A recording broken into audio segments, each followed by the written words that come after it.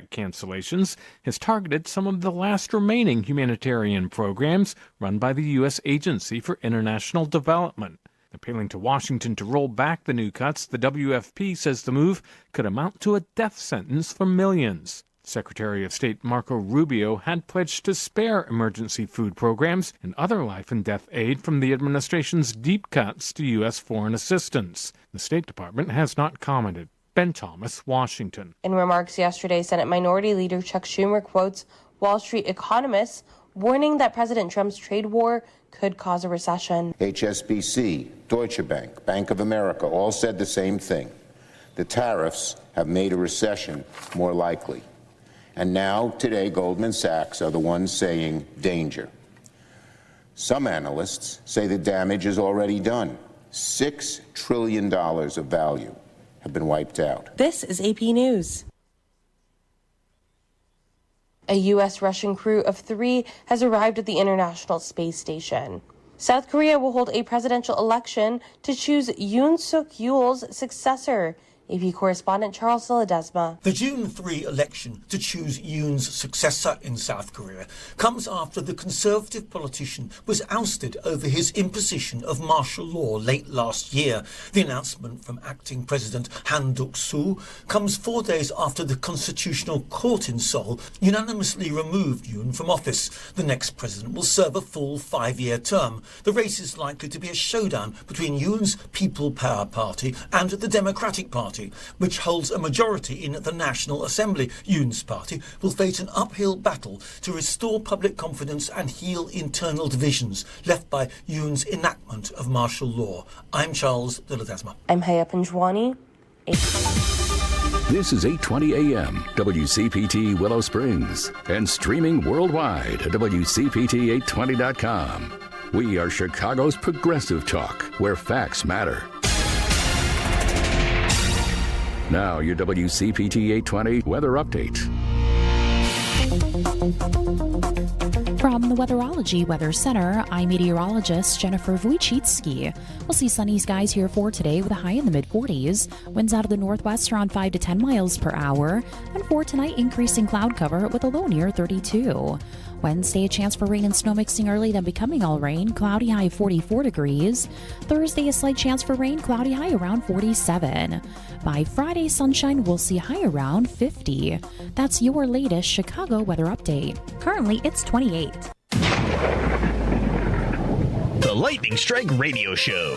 What do you expect from Trump, okay? The guy has been consistently lying since the day that he was born. I'm pretty sure that when he was born, he looked at and said, hey, why did you come in here? I didn't come in here. I wasn't born. I was forced to come into this world. The guy is a confirmed liar, folks, and we have to understand. He said, I've never heard of Project 2025. Would anybody believe it? Sundays at 9 a.m.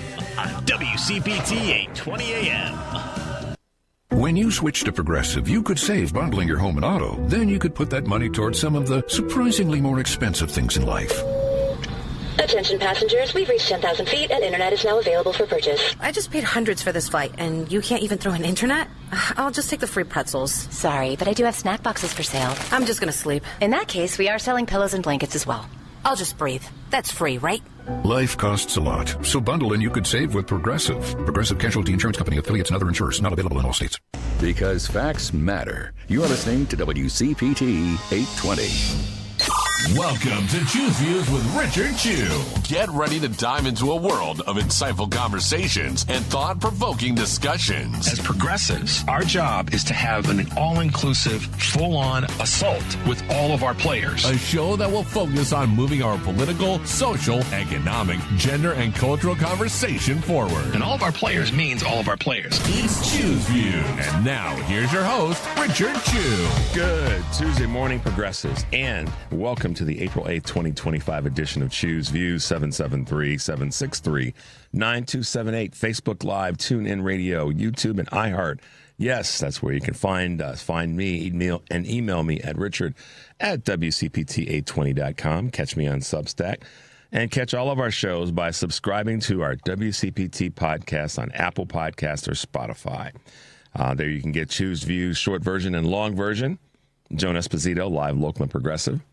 Driving It Home with Patty Vasquez, the big Picture with Edwin Eisendrath, and of course, Out Chicago and our other wonderful shows and interviews. Check out our heartlandsignal.com digital platform and make sure you are sharing the good stuff that's there. Also, I'll let you guys know a little bit of updates on today with live Local and Progressive with Joan. She'll be talking to Behnam Bentablu, Senior Fellow at the Foundation for Defense of Democracies, Jane Valinga, Executive Director, Chicago Women in Trades, along with Sabrina Tolukader, Senior Counsel at the Lawyers Committee for Civil Rights under Law. John Nichols, National Affairs Correspondent for The Nation, and Heartland Signal's own Rich Eberwine with 3 stories you may have missed from our digital newsroom. Live Local and Progressive today, 2 to 5. That's Joan Esposito. And then tonight, none other than Driving It Home. Patty Vasquez will be joined by Wendell Robinson, Executive Director of Restore Justice Illinois, Dan Schaefer, editor of the Recumulation Area with a Wisconsin update, and Michael Patrick Thornton and Sid Blackwell of Obliteration, which runs April 10th through May 4th at Chicago's Revival Theater. Driving It Home with Patty Vasquez, 5 to 7 today and every day here on WCPT AM 820, Heartland Signal website, tune in, and Facebook. And guess what? Here's a surprise I talked about. Tomorrow on the show, Michelle Peltier will be filling in for me. She'll be talking to Choose Views regular, of course, that would be Kurt Mullett from Hoosier Blue 63, and special guest Yolanda Androza, Executive Director of One Aim, Illinois. Michelle's going to be sitting in for me the next couple of days. I'll be out for a couple of days, but I'll be back next Monday, the 14th. And and when I return, we'll be, of course, back on track with our interviews. But tomorrow, Michelle will be sitting in for me, as well as Thursday and Friday. So make sure, I'll be checking you guys. Make sure you're calling Michelle and saying, "Hey, girl, what's up? How you doing? We got you." Henry will be here to help with all that good stuff. But Michelle will be ready. She always is. She'll be excited, a little nervous, as she shared with me. But Michelle always does a great job, as Devin can attest. And if you don't recognize the name, Michelle is one of our voices on the family meeting here on WCPT Sundays, 4 to 6 p.m. So she'll be hanging with you guys the next couple of days. So give her and show her some love, because I'll be checking on you. If I have to test and say, "Did you call Michelle?" and say, "Hey, we love you, Michelle," while I was gone, and you didn't do that, I might be a little upset with you, listeners. So just letting you know. But that's what's happening, and wanted to give you guys that reminder. All right, here we are. Yesterday, we kind of definitely got some attention of folks, and our guest today, in terms of our guest yesterday, but our guest today will be one of the commissioners from Mayor Brandon Johnson's office that will be talking with us about what's happening with some of the contracting and building that's going on. That'll be Commissioner Cole Stollard in the 7 o'clock hour. So I'm looking forward to that chat this morning. The commissioner will talk a lot about what the mayor is doing in terms of streets and sanitation and other projects that are happening. So looking forward to that. And then in the 7:30 hour, we will have, another guest with us from the Healthy Illinois campaign, and that is none other than Edney Allemond, which will be with us at that in the 7:30 hour. So there you go. We got a busy morning. What else is new with Choose Views? Got a busy morning, bringing you guys the best that we've got. So looking forward to chatting with our 2 guests this morning. Yesterday, we, like I was saying a moment ago about our guest, we had some really great conversation and really great text from you guys. And I apologize if I didn't get a chance to reply to everybody, because we had a ton of text messages that came in during the second hour. So I'll do my best to get to those today if we can, but know that I'm seeing them from Allison and Lois and Jane, and the list goes on. So we'll try to do all that right now, because what do we have to do? We've got to get to Choose Views News to bring you guys up to speed on things that you may want to know a little bit about. And we'll start with the tariff turmoil. Stocks swing wildly. The turmoil in global markets continued through yesterday, and Wall Street's fear gauge rose to the highest level since the start of the pandemic as investors assess the latest headlines around tariffs. The Dow dropped 1,300 points at the open, and the S&P fell as much as 4%, which many people are saying is entering into bear market territory, before briefly rebounding amid the rumors of a potential tariff pause. Stocks sunk again after the White House declared the false story, and the president, and Donald Trump, I should say, hate to call him president, threatened further tariffs on China. Investors wiped out $6.6 trillion from stocks from late last week. Spirit Airlines CEO is stepping down. Spirit Airlines CEO Ted Christie has resigned effective immediately. The company said yesterday Christie, who helmed the budget carrier since 2019, will be replaced by a group of top executives until a replacement is found. Chief Commercial Officer Matt Klein is also out.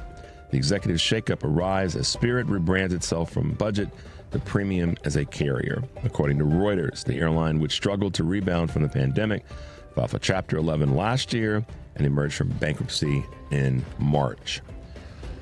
Oil falls amid the supply tariff fears. Oil remained lower on Monday after clawing back earlier losses that saw prices slip below $60 a barrel. The U.S. benchmark crude fell about 2%, extending its downward trend to 15% since April 2nd. Trump announced his plans on tariffs last week. Another key factor pressuring oil prices is Saudi Arabia-led OPEC+, which unexpectedly increased output last week, a move that boosts supply amid a potential drop in demand. We knew that was coming, so I don't know why people say it was unexpected. But Jamie Dimon wades into this conversation in terms of the tariffs. CEO of America's biggest bank warned that tariffs announced by Donald Trump will raise prices, not only on imported goods, but also on those made in the U.S. The J.P. Morgan chief added in his annual shareholder letter that the economy already begun weakening before the announcement last week. The remarks come as investors raise bets that the Federal Reserve could deliver an emergency interest rate cut as early as next week to prop up the economy. Others are chiming in. Bill Ackman saying that the trade regime is a mistake, call for a 90-day pause. Well, Bill, you were one of the people that was behind Trump before. And so, here you go.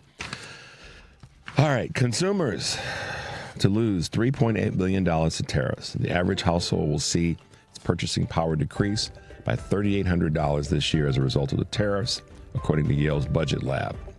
And some of those tariff-induced price increases are already in the works at businesses large and small. Apple, for example, is expected to raise the starting price of its iPhone X, despite keeping it at $999 since 2017. Meanwhile, some of the merchants that account for up to 60% of items listed on Amazon are planning price hikes of 25%. Yesterday, I had a very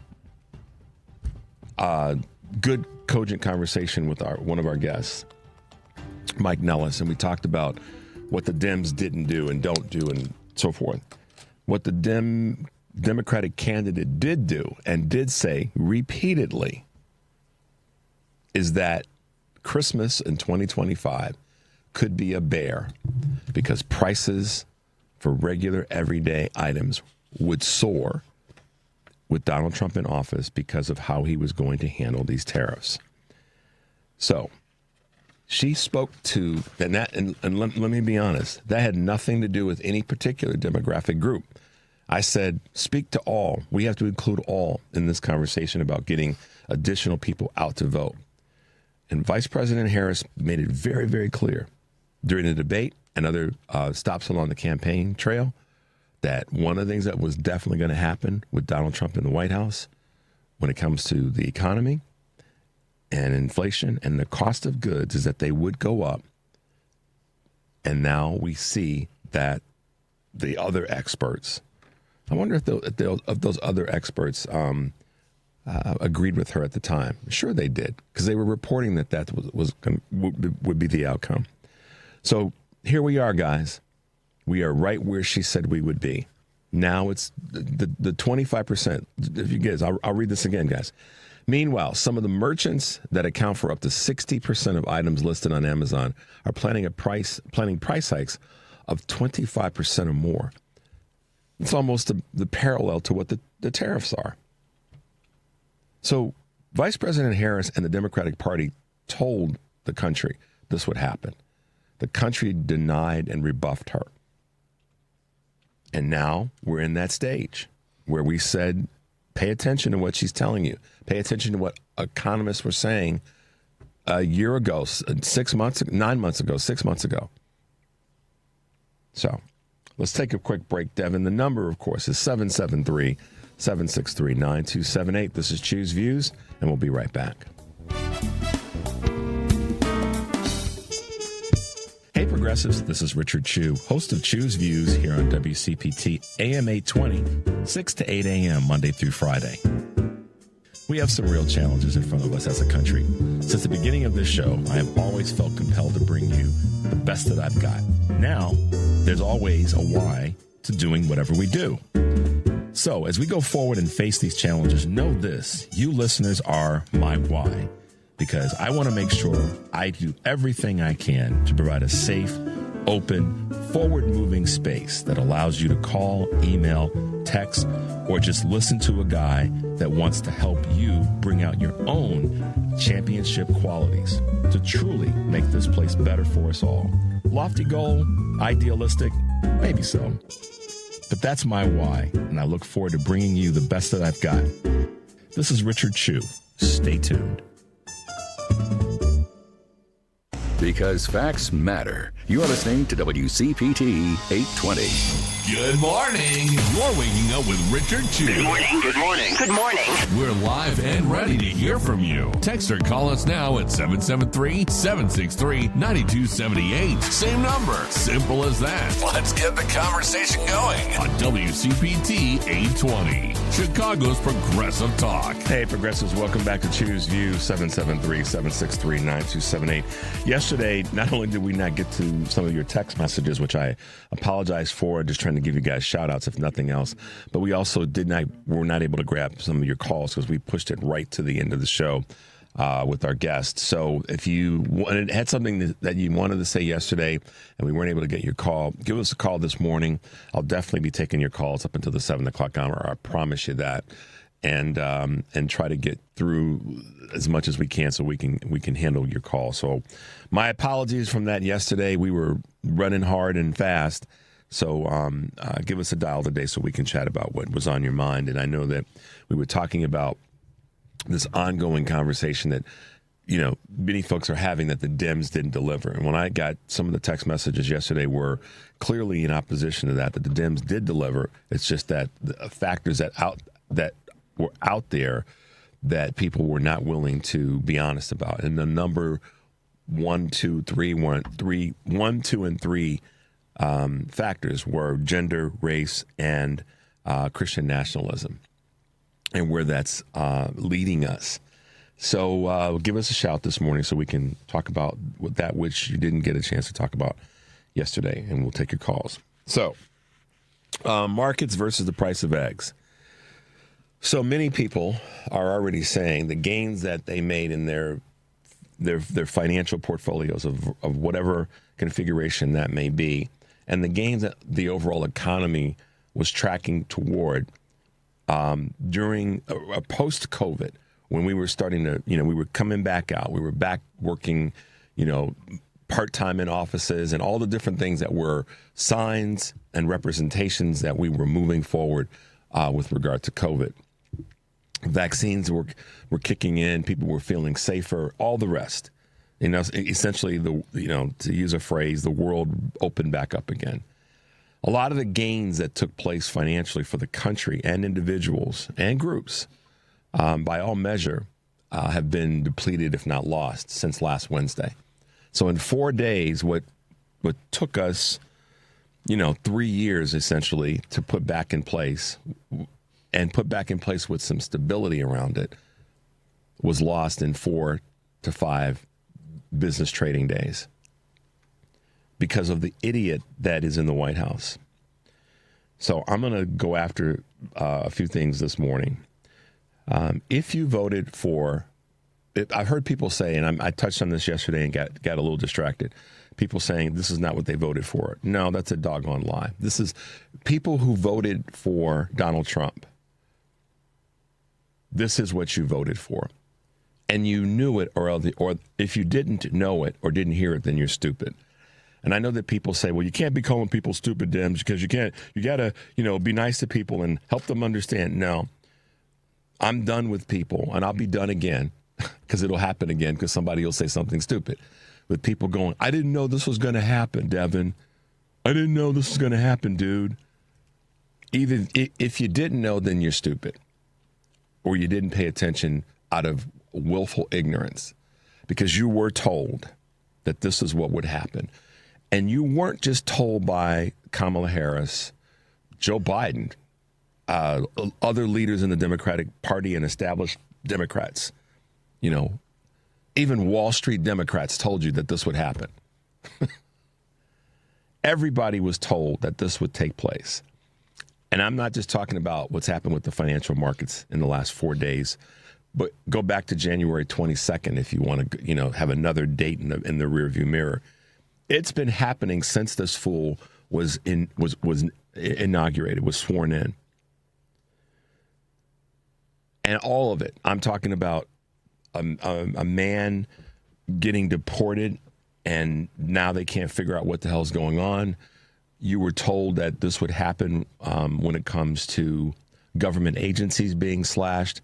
And that's going to start. We haven't started to feel the impact of on local economies, to federal workers being slashed from their jobs. Because as we know, we talked about before, 83% of the people that work for the federal government don't work in Washington, D.C. So there are smaller communities, that have populations under 500,000 that have federal employees there. There are states that have employees where that's the largest employer. Those economies are going to start to be impacted. We haven't really started to feel that yet.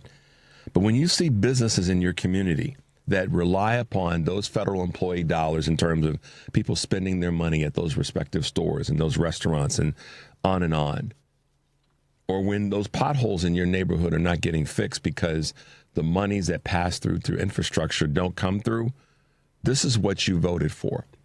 When I hear people say, this is not what I voted for, yes, it is. You voted for this because if you didn't vote for it, then you're stupid.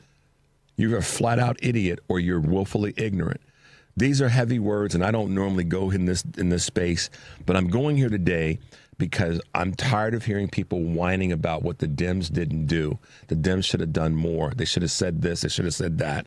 And the reason I'm tired of that, and we can get into the conversation about the Electoral College and how jacked up that is, and it is. Let me be clear. It is. But when you have a community of people who are willfully being ignorant and walking around with their thumbs in their ears saying, no, I'm not listening to you, this is what you voted for. And so the gloves are off a little bit this morning, respectfully. I'm not trying to hurt anybody's feeling. I'm trying to get your attention. Look at this like any good sports team any good sports movie you've watched where the team is losing and the coaches. I'll tell you a movie, and since we're doing movies this week, yesterday I talked about Harriet. Another movie to watch when it comes to you at some point you've just got to get in the backside of the people that are on your team. And I would say that we're on this team of progressive liberal Democrats. And yeah, I'm going to be your cheerleader. I'm going to be out in front. I'm going to take the whatever the hits are that I get for what we do with this show.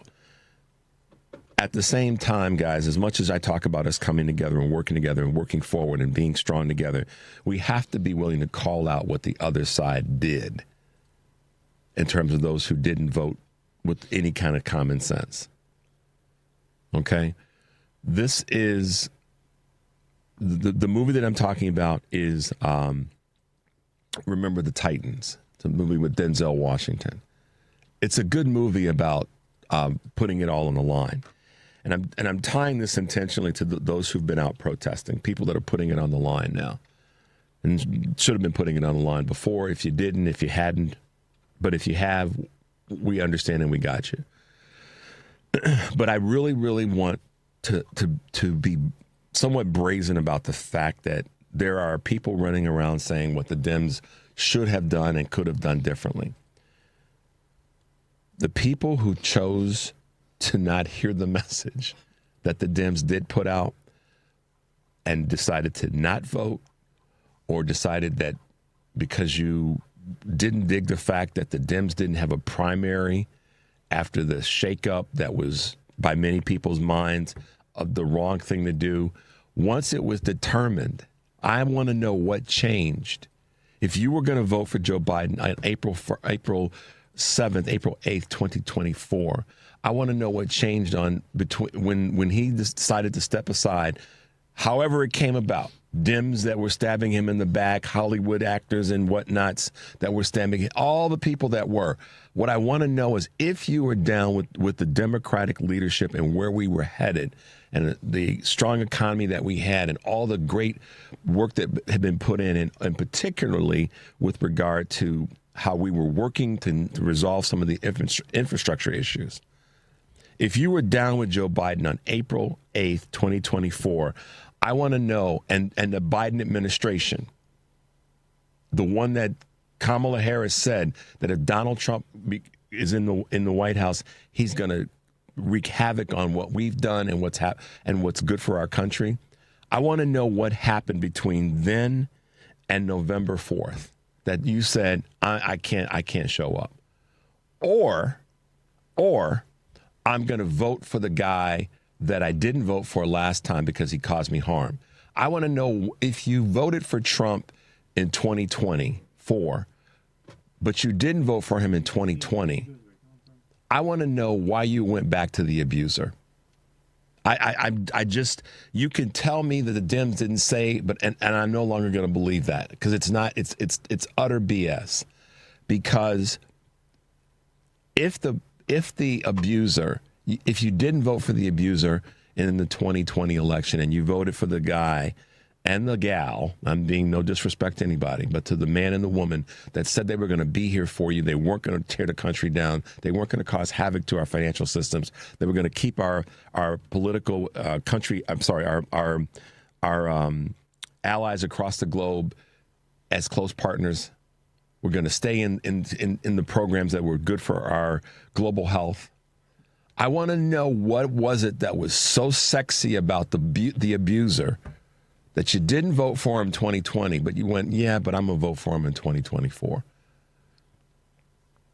And I also want to know that if you didn't vote and you knew that not voting would be the same end result, meaning that the abuser that you didn't vote for in 2020 would be back in the White House, what the hell were you paying attention to, particularly if you were down with Joe Biden and Kamala Harris on April 8th, 2024? Nothing really changed, guys. In fact, it was probably going to get better. It was probably going to get better. So, we're going to take a quick break. We'll come back. We'll grab a couple calls. And we may even have a couple clips that you guys might want to hear. The number is 773-763-9278. This is Choose Views, and we'll be right back. Thanks to our loyal WCPT listeners, the WCPT 20th anniversary broadcast is officially sold out. But you can still enjoy the broadcast by listening to WCPT Radio on Saturday, May 3rd from 11 a.m. to 3 p.m. Hal Sparks will kick things off at 11 a.m., then hand it off to WCPT hosts Richard Chu, Joan Esposito, Patty Vasquez, and Scott Duff at 1 o'clock. Surprise guests from WCPT's 20-year history will also join us. Scroll through 20 years of WCPT Radio with legendary interviews, shows, and pictures on the WCPT 820 website. WCPT's live broadcast is sponsored by Max and Benny's Restaurant in Northbrook, Fazio Insurance, Smart 265, Kane County Dems, Southland Friends of Labor, Democratic Party of McHenry County, and McHenry County Democratic Women. It's the WCPT 20th anniversary live broadcast Saturday, May 3rd from 11 a.m. to 3 p.m. Only on WCPT 820, Chicago's only progressive talk radio station for 20 years. You're listening to WCPT 820. Here's the latest Chicago weather update. From the Weatherology Weather Center, I'm meteorologist Jennifer Wojcicki. We'll see sunny skies here for today with a high in the mid-40s. Winds out of the northwest around 5 to 10 miles per hour. And for tonight, increasing cloud cover with a low near 32. Wednesday, a chance for rain and snow mixing early, then becoming all rain. Cloudy high of 44 degrees. Thursday, a slight chance for rain. Cloudy high around 47. By Friday, sunshine, we'll see high around 50. That's your latest Chicago weather update. Currently, it's 27. Hey Google, play WCPT. Streaming Chicago's progressive talk from TuneIn. It's Choose View with Richard Chu on WCPT 820, where facts matter. Hey guys, welcome back to Choose Views. I said a moment ago, markets versus the price of eggs. Okay, market losses are there. People are concerned, as they should be, as we should be, about what's taking place in our financial markets. And to the point I was making about folks voted for this willfully or, with a certain amount of, ignorance, however you want to play it out. One thing that's gone down and the other thing that hasn't really significantly gone down. The markets have gone down, but versus the price of eggs, Devin, I haven't seen a real steep decline. Wow, how great would it be if we saw a 10% loss in the market collectively in the last 4 days of market evaluation? How about a 10% drop in the price of eggs? Hasn't happened. So there you go, America. The promise of reducing the price of eggs hasn't happened. Gas prices, relatively speaking to that number, the promise from Trump, I haven't seen a 10% drop in gas prices or a 10% drop in the price of eggs or a 10% drop in the collective pricing for mortgages and or rent when it comes to housing, which Vice President Harris promised to work on. I haven't seen a reduction in that. I also haven't seen a 10% drop. I'm sorry, let me put this in reverse. What I have seen, though, is a more than 10% increase in the amount of golf that Donald Trump is playing. Okay? I haven't seen a 10% drop in the amount of, I just lost my train of thought. The cost of travel. I mean, the list goes on of the things that we're going to be, groceries. Nothing. However, our financial markets, and for many people, a tool that they use to predict how they're going to pay for those things at certain points in the future, has gone down. So their buying power in 4 days, 5 days, depending on how you measure it, or go back to the inauguration, buying power has gone down. And I have to tell you, Donald Trump was quoted, bless you. Donald Trump he sent a tweet out a few years ago that if the markets were to suffer 1,000-point loss in any given 2-day period of time, I think that's how the tweet read, and I'm giving you the edited version. He said that president should be impeached. So that means Donald should be gone. Let him go play golf. Let J.D. Vance go, do whatever he's going to do.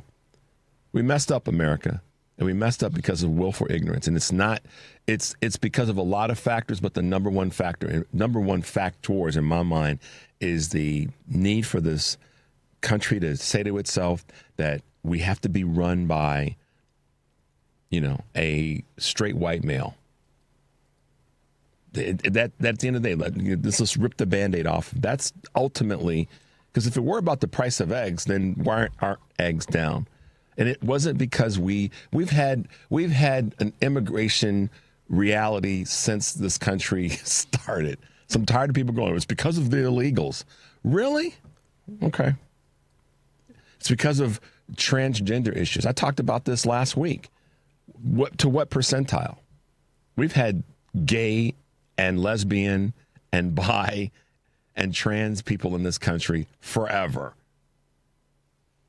But I find it ironic that the people that are coming out, you hear these stories of the numbers of Republican men that get busted, and these Trump followers that get busted for trafficking and for assault and all these things, Devin, that they've been found to do. And many times these are men that are working in churches that are assaulting children.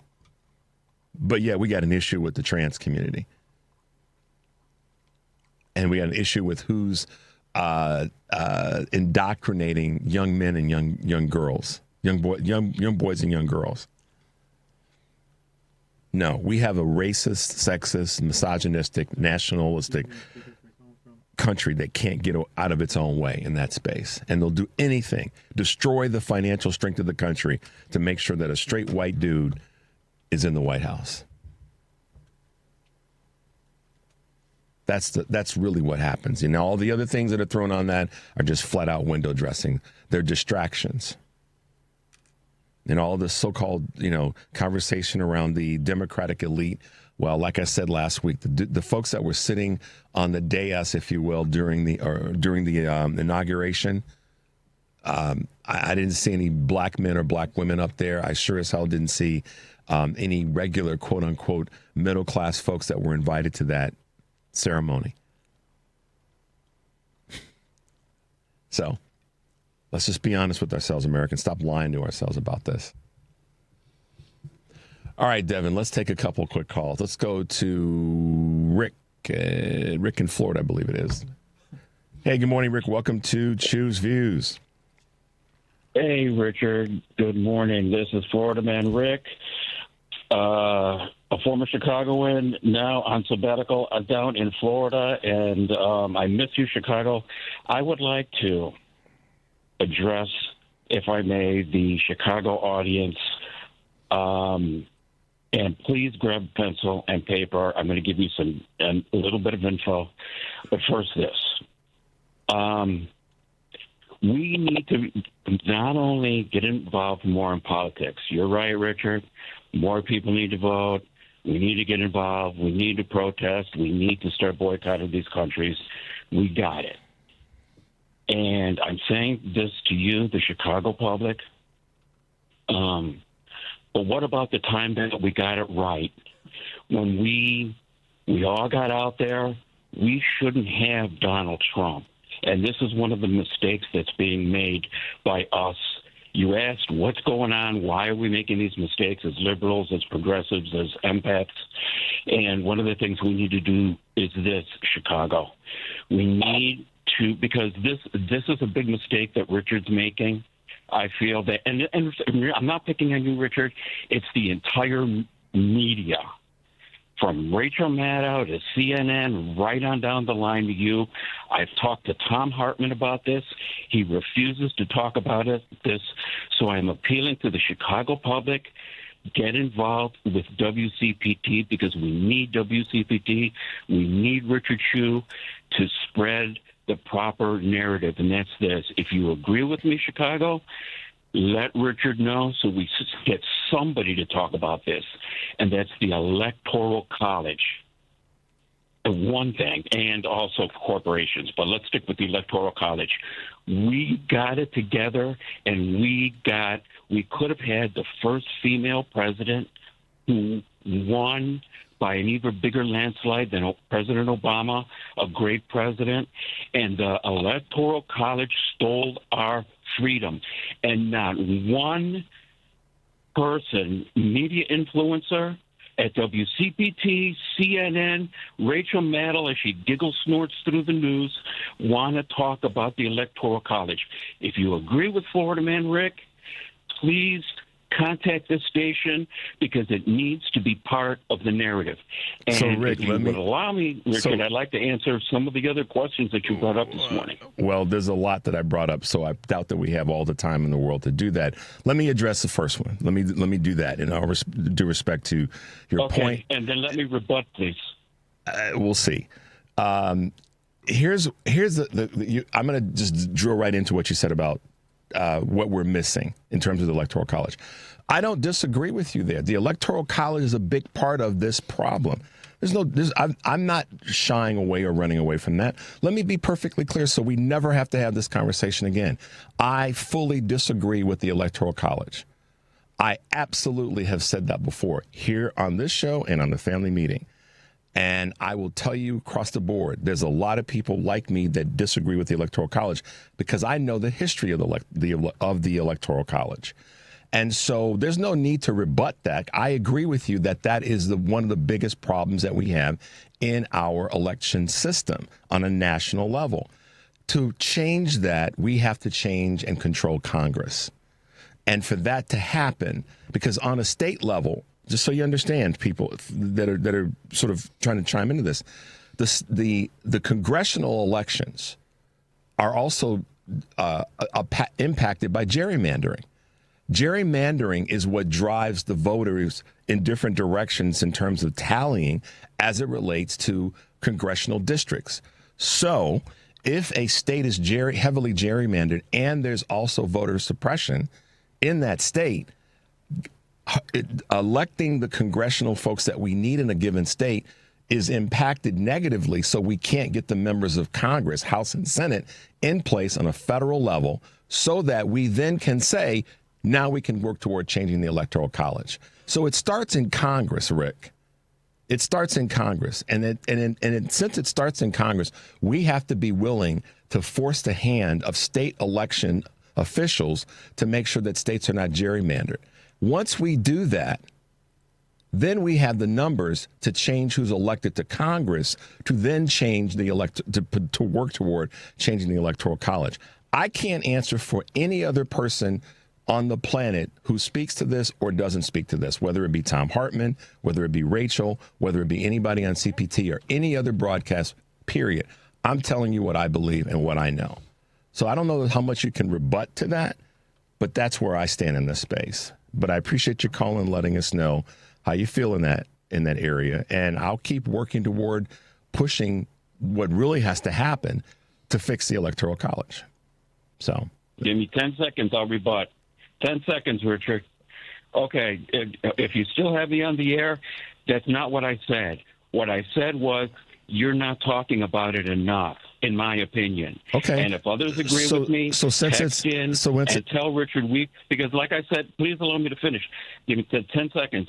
Because I've been listening to the podcast, and you haven't brought it up in 2 weeks. The other thing is, people, go to the March 19th. Rick, I got to stop you. I'm going to stop you there because you said 10 seconds, and you also said that you wanted to rebut about. This is what I want you to do. I'm going to play fair. I want you to email me what you're saying, and I'll make the commitment to talk about it, what you email me on the shows next week when I'm back. But in the meantime, don't tell me that I don't talk about it enough, because you can't define what enough is. Is it every day? Is it every hour? I don't know. But what I talked about is a mechanism to fix it, not just talk about it. Let's talk about fixing it, because that's how I roll. How can we fix it? What are the tools that we have to fix it? Not just talk about it. We got to fix it. That's where I stand. So you can rebut all day long, but at the end of the day, let's fix it with the tools that we have. If talking about it is one of those tools, I'm down with that, and I don't disagree with you. So there's not much to rebut there.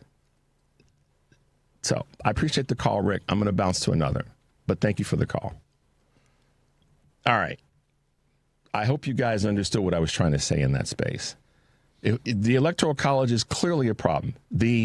Gosh darn it, I can't think. The popular vote is where we should be. How many people, if you ask yourself this question, do you understand the history of the Electoral College and how we got there? It is way outdated, and we should be way past it and not have it. And if I haven't done if I haven't done a good enough job to talk about it more readily, hey, listen, you guys know where I stand in that space. I'm always willing to raise my game when it comes to something, particularly if it comes from you guys pointing it out. And what's the fix? The fix is changing Congress. And anyone that understands how our Constitution is written, that's where we have to start. So we've got to change state elections so we then can change who gets elected to Congress, House and Senate. Okay? And the balance of how many representatives should be or senators should be in certain states. That's another part that has to be fixed. So I get what Rick is saying. Nobody think that I did not hear what he's saying. And please text me if you don't agree with what I'm saying. Or call. At the same time, what's going to be the fix? And the tools that we have in front of us are to make sure that we can address voter suppression in states where gerrymandering then supersedes regular voting. Until we fix that, we won't have the members in Congress, House and Senate, that will then allow us to change what's in the Constitution. So we got to do a little bit of homework there before we just go after a topic. And then what are we going to do to fix it? So I hope I've been somewhat clear. If I haven't, hit me with a text or give me a call and we'll try to work through it. But for now, we have to take a quick break. The number is 773-763-9278. This is Choose Views, and we'll be right back. Check up on health with Chris Whitting. While most parents do make sure that their children get their vaccinations, Dr. Beth Luman from the U.S. Centers for Disease Control and Prevention says it's sometimes a challenge. For one thing, it's a complicated schedule. There's a lot of vaccines that are due, especially in the first year and a half of life.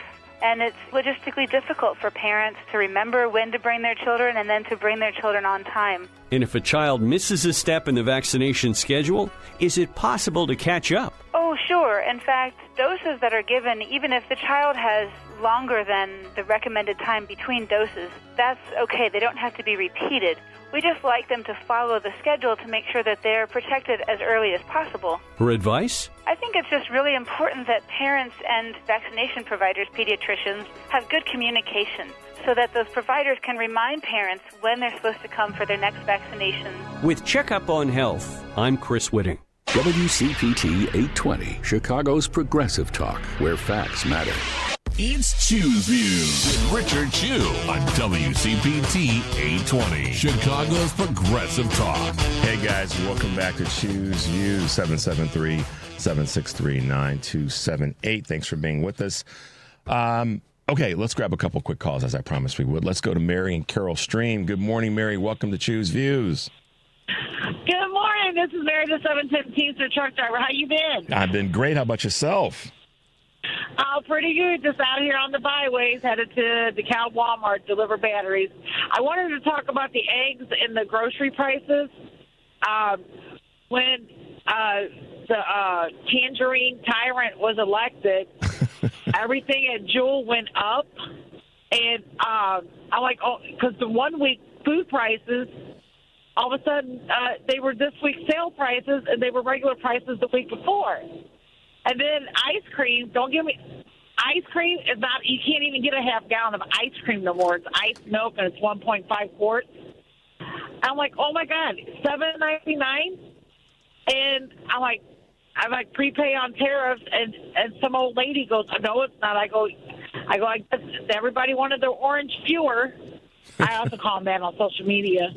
But I've been paying $12.50 a dozen for eggs for over a year and a half now. We have our eggs delivered to our house, 4 dozens at a time. Mm-hmm.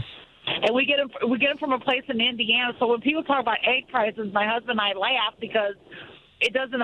But our eggs are only 3 days old. From the time we order them to the time they come to the house, are 3 days old. But see, people don't realize the eggs they buy from the store are probably most likely 6 weeks old. Our eggs are super fresh. Right. Well, but like I said, go ahead, sir. No, Mary, first of all, thanks for your call, and be safe on the roadways as always. But, listen, I love the characterizations that you have come up with for Donald Trump. At the end of the day, or at the beginning of the day, or somewhere in the middle, the price of the things that people said they were voting for in terms of Donald Trump versus Kamala Harris have not come to fruition. The price is going down. Buying power has. He said the opposite would happen, that prices would go down and that you're going to be flush and things are going to be great and you're going to have this and have that and the other. And it hasn't happened. And so our previous caller, to his credit, pointed out that our electoral college is part of the problem as it relates to actual literal voting. And that I don't disagree with. But at the same time, a lot of people were willfully ignorant in how they voted. And they believed in what this dude was saying. And they went back to the abuser. There's no, a lot of people, because the Electoral College is the mechanism that took place. And that's faulty. It's wrong. We need to get rid of it. But that doesn't change the fact that there's still people out there who their decisions, they weren't sitting there going, well, the Electoral College is going to be the reason that I vote the way that I do. I'm voting the way that I do because I want this. And a lot of people said they wanted the price of eggs to be, or gas to be, or the list goes on, lower, as we all want. And he said he was going to do it on day one, and it didn't happen. And in the inverse relationship is that the buying power to afford whatever the price of eggs and gas are has actually gone down. So he lied, irrespective of any other factor. And to your point, they needed to be in bed with the Orange Menace, and now they are. So Mary, I appreciate you highlighting some of the things that you've seen in terms of your direct expenses and direct costs. But that's important to know. Well, I make $31 an hour, and a lot of my paycheck goes for groceries because we go to Costco and stuff. And the prices are starting to drop a little bit at Costco, but at Jewel Lasco and Carol Stream, OMG. I mean, it is. I'm pricing that stuff, and I used to drive a truck for Jewel too. But I mean, it's like, wait a minute, the sale price. It was $5.49 for a thing of muffins, English muffins. But you got to do the buy one get one free in order to actually, buy in bulk. But it's 1 pound of meat is this, and then the next week is that, and you just look at the price tags. Yeah. Lettuce was 99 cents. Now it's $1.99 for a head of lettuce. No, I mean, there's no arguing that the price of things. Listen, the price of things were on the incline, or the increase rather, during Donald Trump's first administration, the second part of it, and a lot of that was driven by the last year with regard to COVID. But at the same time, Mary, I'm not gonna. Listen, if things are going to be more expensive or they're going to be flat or less, I still want my buying power to be on the rise. So the most destructive, absolutely, you can't. Right. So if and I talk about this oftentimes when people talk about the cost of things. Well, listen, pay Mary $62 an hour, double your compensation, rather than leaving it to the fat cats. I mean, that's how I look at it. Increase what Mary gets paid, and then proportionately, you're less concerned about the percentage of what you earn going to necessities. You've got room for savings. You've got room for investments. You've got room for vacations. Increase wages, companies, and let's get past this conversation about everything's too damn high. Well, it's not so much like when he won in 2016. The first thing he said on his campaign was, "Once I'm elected, I'll have more jobs." Well, he got elected. Where were the jobs at? He liked them too. Well, that's why I keep saying about people went back to the abuser. Yeah, it just did. They went back to the abuser. So, all right, Mary, drive carefully. We got to bounce. It's good to hear your voice, and I'm glad you're well. Stay in the fight. We'll talk soon. Yes, sir. Bye-bye. Bye-bye. Good old Mary. She's out there making it happen. I mean, pay Mary $62 an hour rather than $31 an hour. That'll solve her problems overnight. Or pay her 50% more. Pay her, in the mid-40s, $50 an hour. That's when, we talk about these big, overly inflated compensation packages of executives of various companies throughout the country. That's the problem when it comes to the cost of things. How much does compensation to a executive of a food distribution company inflate the cost of the goods that they sell? How about let's have an economics conversation about that. And pay Mary more. Mary's got extra money, Devin. She's now going to be still concerned about the cost of goods and her expenses. But if she's making more, she can then see, okay, I can save a little bit more of that. I can invest some of that. I can take that extra vacation, et cetera, et cetera, et cetera. CEOs are taking every damn vacation they want to take. And I said I was going to be calm today before I leave, but that ain't happening. Let's go to George in Oak Park, Devin. Hey, George, good morning and welcome to Choose Views. Yeah, good morning, Richard.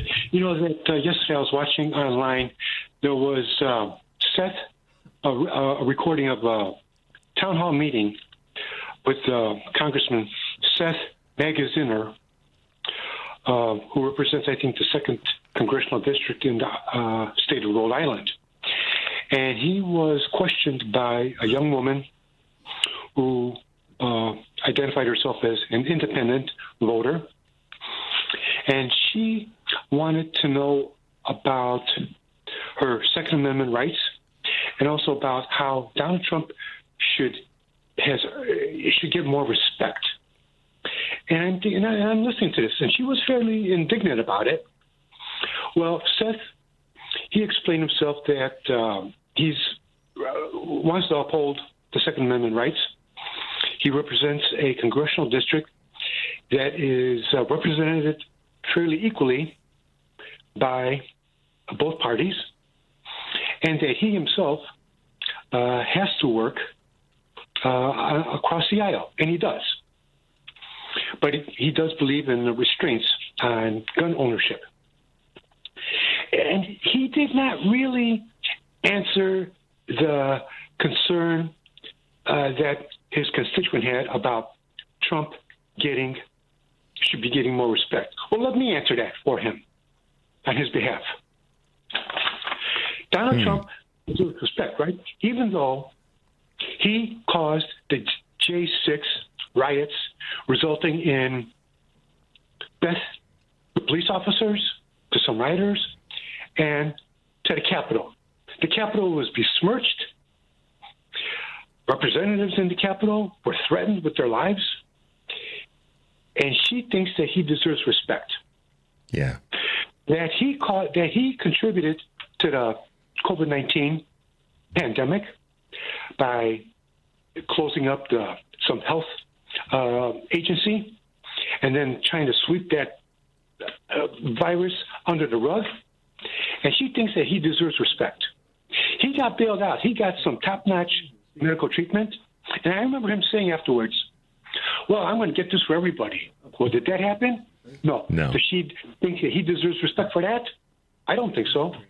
And you know what, Richard? It just goes on and on. How he just has a disrespect for each and every person.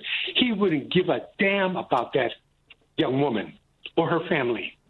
He wouldn't care a bit. He'd probably just smack her down. So, Richard, I mean, there's more, but that's just a brief reminder. No, Trump needs to be out of there, and that young woman needs to think hard about this, as well as everybody else that voted for him. Yeah. George, he doesn't deserve real respect. The respect is a two-way street. So, I mean, that's how I'll capsulize that. George, thank you for your call and your contribution this morning. Thank you so much. Stay safe, and we will talk soon. Take care. Okay, Richard. All right. Bye now. All right, guys, we're going to hit a quick break, and when we come back, we will be talking with some folks from the mayor's office and the good work that they're doing there. The number is 773-763-9278. This is Choose Views, and we'll be right back. This is a WCPT moment in labor. In the summer of 1881, 2 decades after the Civil War, 20 African-American laundresses met at a local church in Atlanta to form the Washing Society, a trade organization which looked to create a higher uniform wage and greater work autonomy for laundresses, also known as washerwomen. Through the help of local preachers and door-to-door canvassing, the Washing Society grew from 20 members to 3,000 in only a few weeks. The workers went on strike and faced opposition from their employers as well as the local politicians. The Atlanta City Council proposed a licensing fee for their organizing efforts. Strikers agreed to the fee in exchange for self-regulation. In the end, the City Council rejected the proposed fees and the laundresses prevailed. The impact of the strike led to increased wages for some, but showed that African American workers, including women, were vital to the New South economy. This has been a WCPT Moment in Labor. We're working for your rights. You just realized your business needed to hire someone yesterday. How can you find an amazing candidate fast? Easy. Just use Indeed. Start at Indeed.com/credit. AP News, I'm Haya Panjwani. China says it'll fight to the end after President Trump has threatened to impose more tariffs. AP correspondent Charles de Ledesma. The Commerce Ministry says the US's imposition of so-called reciprocal tariffs on China is completely groundless and is a typical unilateral bullying practice. Trump's Monday threat of additional tariffs on China raised fresh concerns that his drive to rebalance the global economy could intensify a financially destructive trade war. Stock markets from Tokyo to New York have become more unstable as the tariff war worsens. I'm Charles de Ledesma. An NCAA title game clash of number 1 seeds in San Antonio didn't disappoint. Florida turned the tables on Houston with some timely defense to claim its 3rd national title with a 65-63 win in San Antonio. Will Richards scored a team-high 18 points and forced a turnover in the final minute, and the Cougars failed to get a shot off on the final play. It's just a testament to who we are as a team. I feel like we're going to fight to the end, and we're going to do whatever it takes to give ourselves a good chance to win. Houston, the nation's top defensive team, built a 12-point first-half lead before the Gators chomped away. L.J. Cryer's 19 points led the Cougars as Coach Kelvin Sampson's team fell short of its first national title. I told our guys after the game to be disappointed you lost, but do not be disappointed in your effort. I'm Gethin Coolbaugh. Across Kentucky, residents are closely monitoring waterways for signs that they can start cleanup. In an AP interview, Dyersburg resident Kathy Ditto says she feels the need to evacuate and worries about her house if water continues to rise. I get real emotional.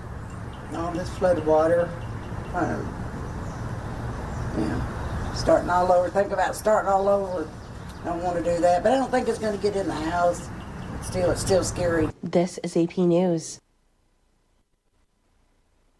Scientists have genetically engineered wolves that resemble the extinct dire wolf. That's a couple of fluffy wolf pups. But these two are different, with long white hair and muscular jaws similar to the dire wolf, which went extinct more than 10,000 years ago. A gray wolf is the closest living relative of a dire wolf. Beth Shapiro is chief scientist at Colossal Biosciences. We edited gray wolf cells to contain those dire wolf DNA variants, and then we cloned those cells and created our dire wolf. Colossal Biosciences calls the process de-extinction. But Vincent Lynch at the University at Buffalo says it's not really bringing the ancient dire wolf back. What they've done is use genetic engineering to make a gray wolf superficially resemble a dire wolf. I'm Ben Thomas. I'm Haya Panjwani, AP. This is 820 AM, WCPT Willow Springs, and streaming worldwide at WCPT820.com. We are Chicago's progressive talk, where facts matter. Now, your WCPT 820 weather update. From the Weatherology Weather Center, I'm meteorologist Jennifer Wojcicki. We'll see sunny skies here for today with a high in the mid-40s. Winds out of the northwest around 5 to 10 miles per hour. And for tonight, increasing cloud cover with a low near 32. Wednesday, a chance for rain and snow mixing early, then becoming all rain. Cloudy high 44 degrees. Thursday, a slight chance for rain. Cloudy high around 47. By Friday, sunshine, we'll see high around 50. That's your latest Chicago weather update. Currently, it's 27. 1 in 4 Americans have a disability. I'm one of them. I'm also a working mom who cares deeply about making sure every child with a disability thrives by getting their access needs met. We've got a trusted ally by our side. Easter Seals provides children and families the foundation for lifelong success through early learning programs, skills training, and prep for college and career. That's my Easter Seals. Make it yours. Join us at easterseals.com. This is WCPT 820, where facts matter. Welcome to Choose Views with Richard Chew. Get ready to dive into a world of insightful conversations and thought-provoking discussions. As progressives, our job is to have an all-inclusive, full-on assault with all of our players. A show that will focus on moving our political, social, economic, gender, and cultural conversation forward. And all of our players means all of our players. It's Choose Views. And now, here's your host, Richard Chew. Hey, progressives, welcome back to the second hour of Choose Views. Of course, our number here is 773-763-9278. That's also how you can text us. And shout out to those of you who've been hitting me with the text this morning, Lois, JD, and, a few others. So thank you for keeping us on our toes there and making sure we're paying attention. Before we went to break, I had a quick comment about respect for Donald Trump. And you get what you give in that space. And that's how I'll say. I have so much more to say about that. And you guys are sending me different comments regarding it, but you get what you give. And he doesn't respect the office.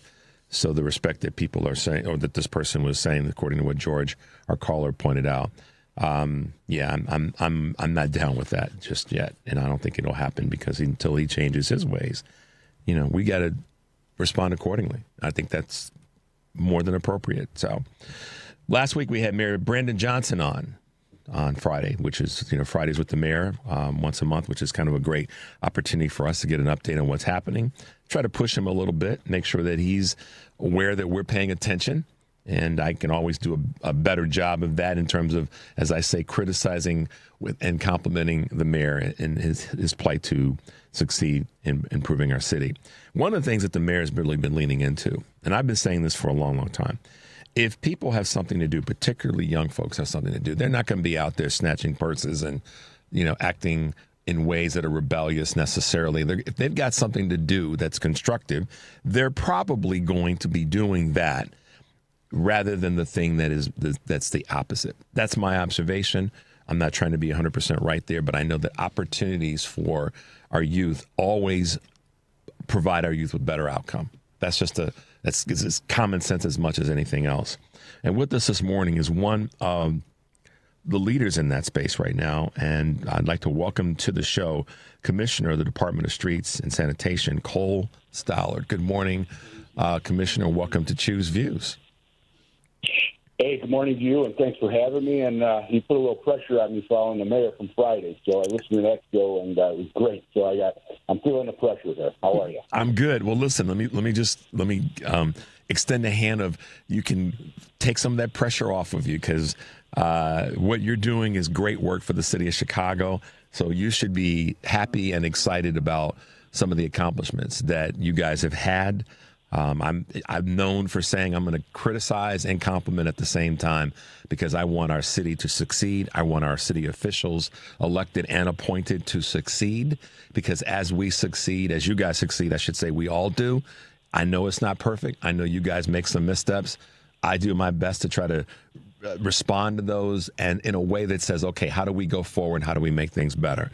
So no pressure for you. Just keep working hard and doing what you're doing. So, Commissioner, take a moment, as I'd like to do with all of our guests that are new to the show, and tell us a little bit about you. Tell us a little bit about your department and the work that you're doing, and then we'll get into some of the specifics of what you guys have going on with this upcoming spring and summer season. Again, thanks for having me. Thanks for helping us get our message out. It's platforms like this that I get to speak on and speak in front of, and just help us get our message out. Because if we can't tell our story, people don't know the work that goes into running a department or a city like this. There's many infrastructure departments that we have that keep this city going. But as you mentioned, I started out with the city over 25, going on 25 years. I started out as a laborer. So I started out as a laborer in the city. I was doing sewer work, and then I went on to CDOT, did some curb work, and then I got an opportunity in streets and sanitation to continue working my career. And as you mentioned earlier, I was one of those kids at 18 that didn't want to go to college. Been working since I was 9 years old. So I just, my father's line of how to make money is go work more. That was my dad's financial advisor. 6 year financial advisor too. Pretty impressive. But that was my dad's advice. You want to work, go work more hours, go figure it out. And that's something I always did. But as you mentioned, this mayor has tasked us with making things better for the youth because I'm a believer in, you give these youth something to do, that you will definitely get a good product and a good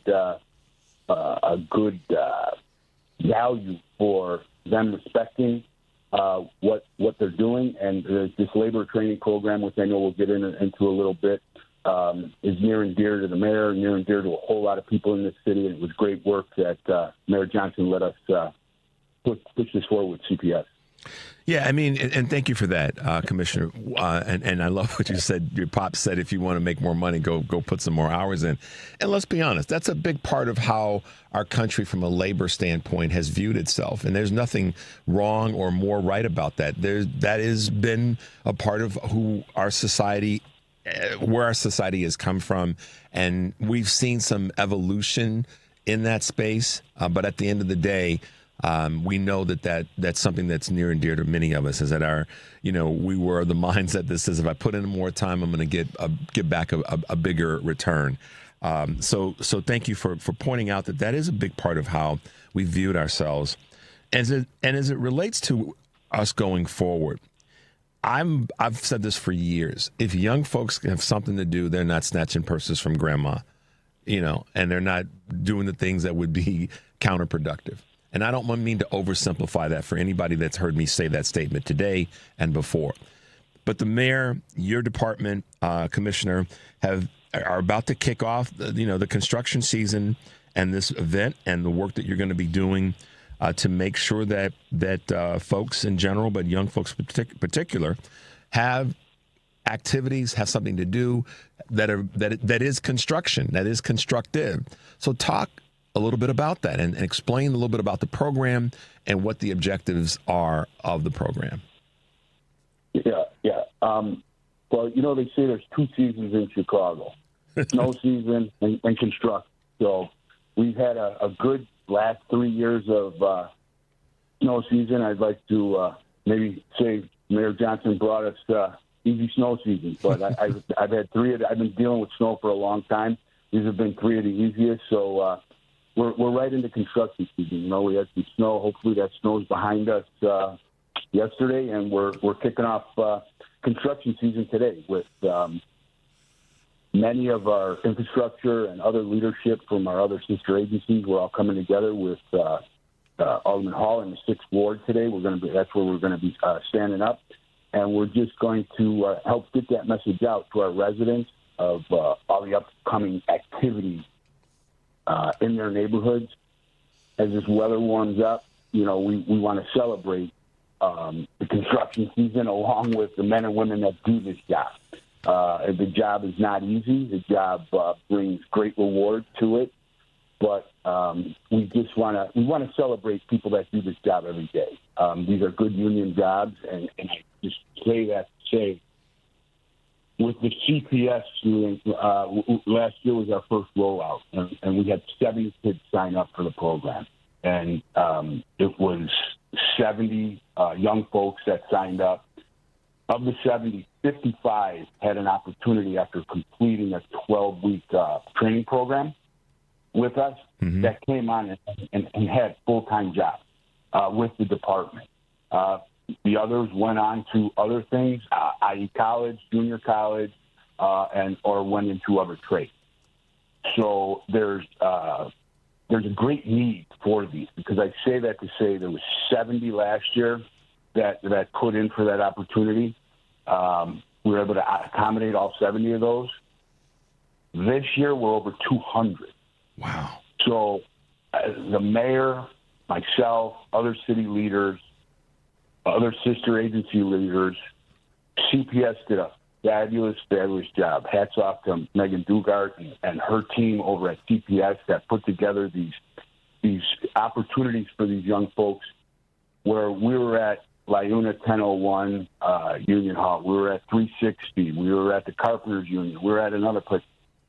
And there was 500 to 700 young folks walking around, and then there was vendors set up. All different unions were set up at tables.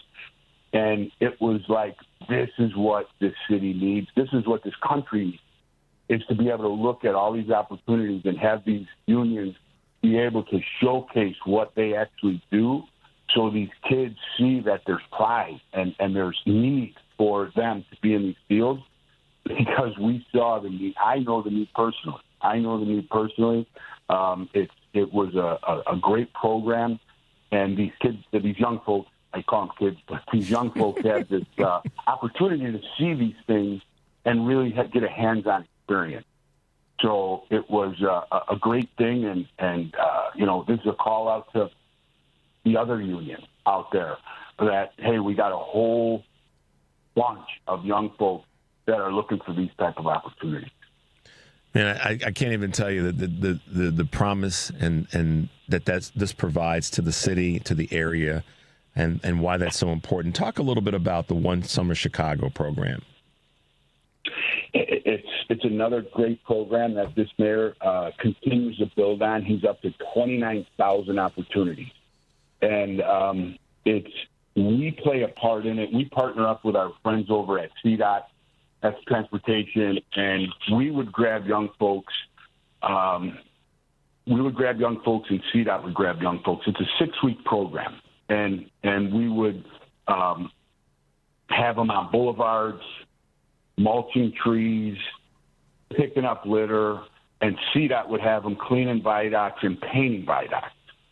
And those are all trade jobs that I'm talking about. So what we do is it's not just, hey, we want you to pick up this litter.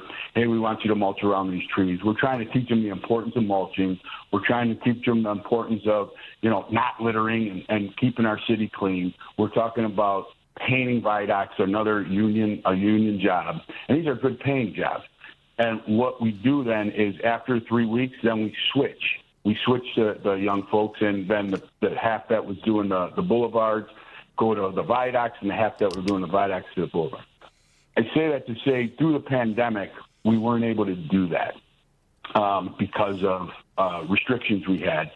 But afterwards, I tell people, not everybody's meant to be behind a computer. Not everybody's meant to sit in an office. There's plenty of opportunity out here. And every time the news media calls up, I say, they're not calling me to say, hey, can we see a kid banging on a computer sitting in a cube? They say, can we see them painting? Can we see them mulching trees? And what we do is we bring the equipment out, too. Mm-hmm. We bring out heavy equipment. We bring out a front-end loader. We bring out a cherry picker for, to show them trimming trees. And just let them touch it. We do touch-a-truck events, too, for the young folks, for the young kids, just to get our message out about keeping our city safe and clean. Man, I that's just got to be make you smile to see young folks coming out like that, and nothing against young folks who do have the skill set and the desire to sit at a keyboard and do some great things on a computer, but to have alongside of that, or in addition to that, young folks who want to get out and want to be able to touch a truck, touch your vehicle, see how it works, and what it does to improve our community is got to put a big smile on your face and kind of help you stick your chest out to know that you come from that labor mindset, and to put children, young folk, in a position where they can see the value of both. Part of the day they're sitting behind at a keyboard, and the other part of the day they're out there, slinging a hammer or mulching trees or anything that's going to help improve, as I see it, our environment. So that's got to be a neat connection for you to watch that. Oh, trust me, I am not minimizing anyone that's sitting behind a computer. When I tell you, we hand these young folks stuff and go, here, can you do some data entry for us? And we're expecting, we kept them busy for about 3 days. They're coming back 2 hours later and go, you got any more? So especially, it's not to minimize it. It's just for me to highlight that I was an outside person. I was an outside cat. I wanted to be outside. I wasn't an inside cat. I was an outside cat. But believe me, my hat's off to those people sitting behind those keyboards, because that's not one of my strengths. But again, I can't mention it enough with this labor training program, the work and the effort that went into this. This was a vision that we've had for years and years and years. The mayor brought it to light with us, and my hat's off to LIUNA for stepping up, to train these folks. They have an unbelievable training center in the city of Chicago, working with 1001, working with the law department, working with DHR to really make this happen. It was, you see the pride that these young folks have. We had a panel. We did a panel and brought up some kids young folks that went through this and were speaking to the seniors, and to sit there and watch them say, you got to be on time. This isn't school. You got to be on time. Part of the job is you got to get there early. You got to be ready to work. It was really uplifting to see, even being out of school less than a half a year, them trying to give back. You know, they were already trying to give back, and that's how impactful I see this has been. Well, it's got to also be a little bit contagious in a good way. Last week we heard former Vice President Harris talk about fear is contagious, but courage is also contagious. But the reason I'm melding this together is the energy from those young folks who are out there doing work and part of the programs and with their colleagues, their other, young folk partners. There's got to be a certain amount of contagiousness that goes on when your 16-year-old friend from the neighborhood, both of you are walking toward or heading toward this summer program. There's got to be a certain amount of push and excitement for them to show up on time, to be a part of the process, and to be doing something together that they can go, hey, we got to get there on time. We got to do this the right way. We got to talk to, Commissioner Stallard about how to get this done. There's some contagiousness to that as well that you must see. When I tell you, we give these young folks like today at this press event, we're going to give a young person an opportunity to be introducing the mayor. Now, to get that opportunity as a young person, to be sitting there amongst city leaders, to be sitting amongst their peers, to be sitting amongst all these unions, and to be able to introduce the mayor of the city of Chicago, they'll remember that forever. And we were at a school probably about 3 weeks ago, and we gave a young person that went through this opportunity. We gave him an opportunity to speak and talk to, his fellow students, next group up. And he literally said, hey, I started where you were at. I'm a laborer. And who knows, maybe one day, and he literally looked at me and said, maybe one day I'll be the commissioner of the department. And it was just the timing of this act was priceless, where I wanted to say, hey, I was you. I was you. I was 18. I wanted to work. I was a laborer with the city. Through good fortune and hard work and great people around me, I was given this opportunity to run, 2,300 employees. And, it is going to be you one day, so it's really meaningful and impactful. Well, Commissioner, I really appreciate you taking some time this morning. We will definitely have you back because this is an ongoing effort, and it's going to be, I said to the mayor, made the statement. I also asked a question. I see this as also a safety issue. And why I say that is it's about keeping our children safe, but it's also about keeping our community safe. And if those two things are happening, then our city is going to become a safer place for everyone. And I said to him, how are you navigating? How is your administration eyes open, knowing that we're facing the spring and summer and all the things that can come with that? How are you prepared for that? And this program is definitely one of the tools that you guys have, no pun intended, in the toolbox to help make sure that our children are safe and that they have something to do and that they're going forward. So I applaud you for being a leader in that space. How can folks, find you, reach out to you, say, hey, here's some kudos for the work you're doing, or even themselves kind of indirectly get involved to further these programs? Yeah. Well, we got April 1st, we kicked off our street sweeping season. So I just want to make people aware of those orange signs. You see those orange signs out there, the no parking signs. Please be mindful of those. We started that April 1st. They can visit our website at chicago.gov/street sweeping 2025 for the schedule, or they can call 311, of course. Also, if I can, I'd like to bring up this Saturday. It's the cleanliness is next to godliness. We got our cleaning green, April 12th, this Saturday. So we'll be out in the community citywide, getting a kickstart and a head start. And, I always say, coming out of snow season, this is the dirtiest the city is. It is. It's a reality, yeah. It's all hands on deck. We got 2.7 million people that live here. We got, 800,000 that come here probably plus for work every day. That's a lot of people, and that can generate a lot of litter. So we just ask people not to litter, and we ask people to, keep their keep their garbage until they find a receptacle to put it in. And you can help us out with Clean and Green this Saturday and help your community. It's a great event.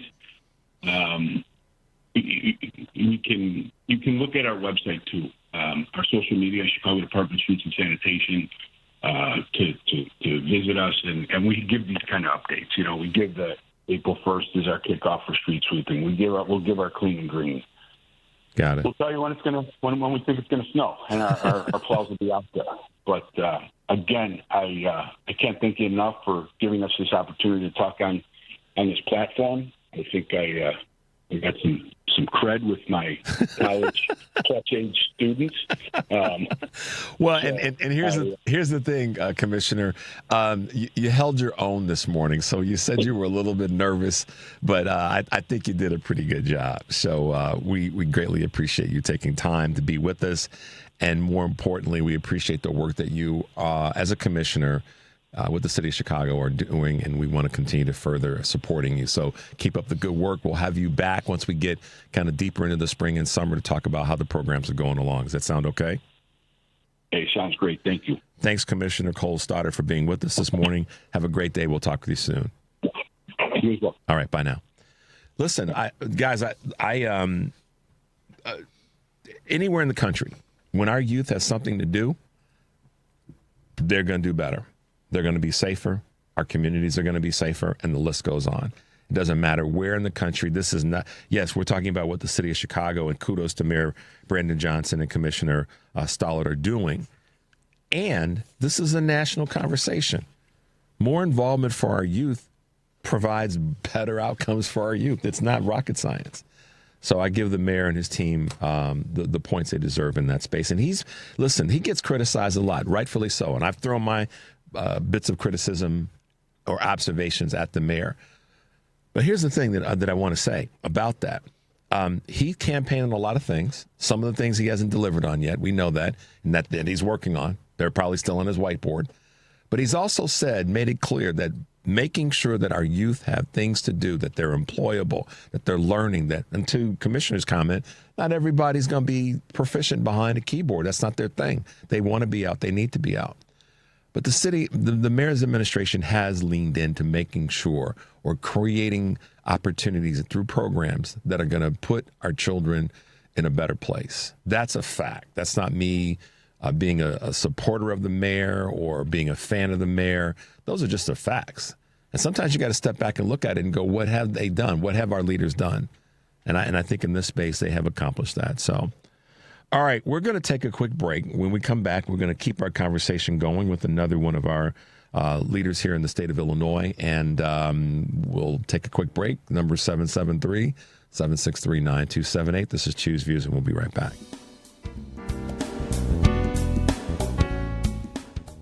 Excuse me, miss. Can I ask you a question? Sure. Can you recommend a bank that offers a full suite of commercial banking products along with excellent service? Yes, ABOC. What about a bank that has been in Chicago for more than 100 years and really understands the local business climate? ABOC. But I manage a labor union.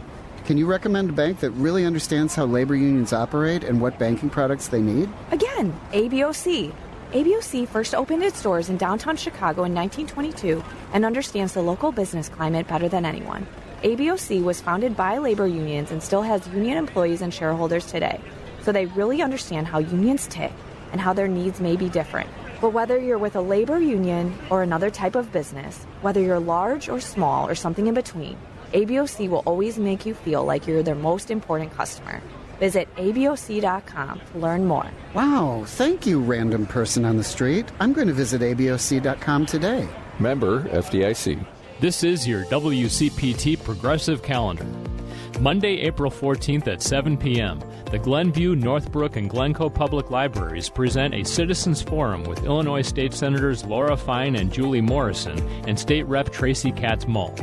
The Outreach Director for Representative Jennifer Gong-Gershowitz will also be on hand. This is your chance to hear directly from state officials and get the latest updates on proposed, pending, and recently passed legislation in Springfield. Plus, you'll have a chance to ask questions. The event will be held in person at the Glenview Public Library at 1930 Glenview Road and via Zoom. Tuesday, April 15th at 11:30 a.m., the Lincoln Forum and the Union League Club of Chicago present Inspector General for the City of Chicago, Deborah Wurtzberg, for a discussion that will focus on accountability and reform in Chicago. The event takes place at the Union League Club of Chicago, 65 West Jackson Boulevard. Tickets are available at lincolnforum.org. You're listening to WCPT 820. Here's the latest Chicago weather update. From the Weatherology Weather Center, I'm meteorologist Jennifer Wojcicki. We'll see sunny skies here for today with a high in the mid-40s. Winds out of the northwest around 5 to 10 miles per hour. And for tonight, increasing cloud cover with a low near 32. Wednesday, a chance for rain and snow mixing early, then becoming all rain. Cloudy high 44 degrees. Thursday, a slight chance for rain. Cloudy high around 47. By Friday, sunshine, we'll see high around 50. That's your latest Chicago weather update. Currently, it's 28. You're listening to WCPT 820 because facts matter. Welcome back to Choose Views with Richard Chew on WCPT 820, Chicago's Progressive Talk. Hey, Progressives, welcome back to Choose Views, 773-763-9278. Great to have you guys with us this morning. And good to hear from the commissioner talking about our youth and what we want to be able to do to make sure that our youth are prospering and moving forward. And as I said so many times, they've got something to do. The more that's there, and of course we're talking about youth from, those that are in their mid-20s down to their teens. They've got something to do. If they haven't gone to college, if they're out of high school and they're looking, these are the things that make a city stronger. So I'm proud to see that that they're taking this on and that they've got programs that have some teeth to them. So kudos there. And as we continue to move forward and talk about how folks are leading the way and making sure that we are improving not only the city of Chicago and the immediate area, but also the state of Illinois and the greater Midwestern region. We have some really wonderful people who have dedicated their lives to making sure that all of our populations are as healthy as they possibly can be. And leading in that charge and leading in that effort is a campaign director for Healthy Illinois. And that would be none other than Indy Almanord with us this morning. Good morning, Indy, and welcome to Choose Views. Hi, good morning. Thanks for having me. You're very welcome. You sound bright and chipper this morning. Oh, yeah, it's a beautiful day. Yes, it is. Yes, it is. So if you were listening prior to you coming on, you heard Commissioner Stoller talk about the youth programs that the mayor of Chicago is putting in place and that the administration is leaning toward to make sure that our young folks have something to do, that they're active, that they're looking at how they can be more prosperous and a participant in our society. And I think when we talk about that impacts a part of their psyche that a lot of people don't talk about, and that's their health. That's their mental health. When they see that they've got something to do, they see that they're a part of the program or a part of the process, I should say, then they know that they're active and they are impactful. And you being someone that I will call, for lack of better words, more than just a campaign director, but also kind of a person that appreciates and understands the benefits of health for all of our communities, you've really leaned into that. And I know our listeners want to know a little bit more about Healthy Illinois and the work that you're doing there. Yeah, of course. So the Healthy Illinois campaign is a statewide campaign coalition that's advocating for health care for every low-income Illinoisan, regardless of their immigration status.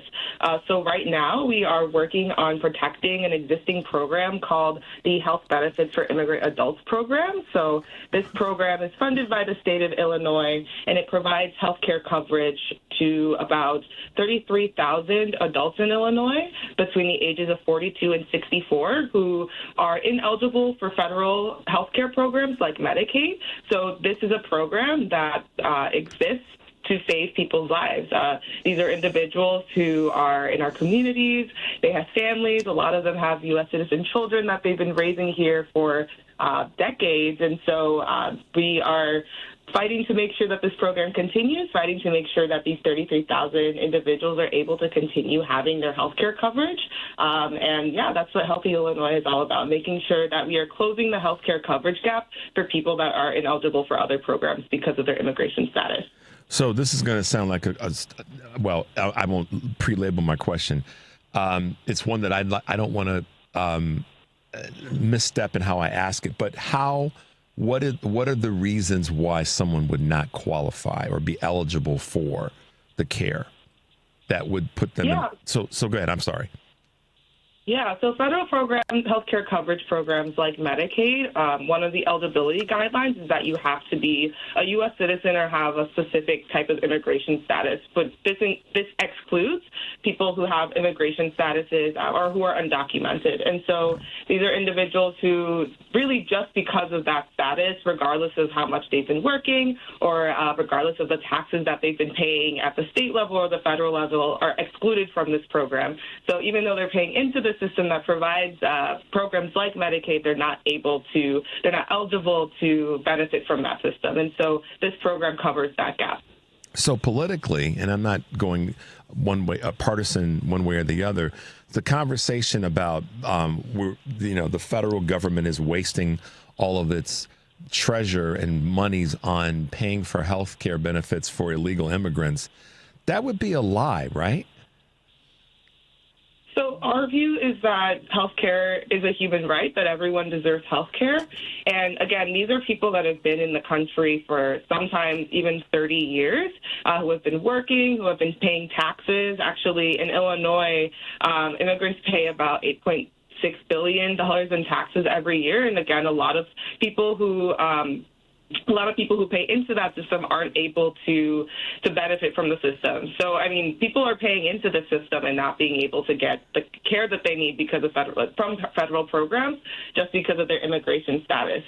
These are people that have been in our communities that have been that are a part of what makes our communities strong, a part of what makes our state strong. And so this is an investment in their health care. This is an investment in our state and the health care and safety for everybody in our state. And so we definitely do not see it as a waste. This is something that benefits everyone by keeping them healthy. Exactly. I was trying to think of the way I wanted to ask the question so that you'd be able to answer it. I didn't know what your answer would be, but I had a pretty good idea. And I appreciate you positioning it that way. So let's talk about the budget of your program and what that is, what the funding for that looks like. Yeah, so for the Health Benefits for Immigrant Adults program, our estimate shows that it would cost about 0.5% of the state's total budget for health care to be able to fund this program. So a really, really small drop in the bucket to make sure that people who already have this coverage are able to keep it.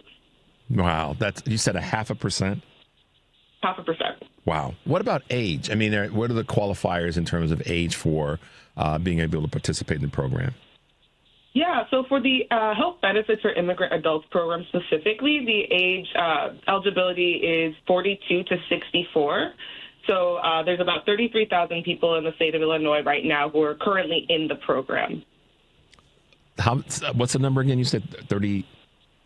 About 33,000. About 33,000. And then the age, so really age is not, I don't know if the qualifier is the right word, but a consideration as part of the program, right?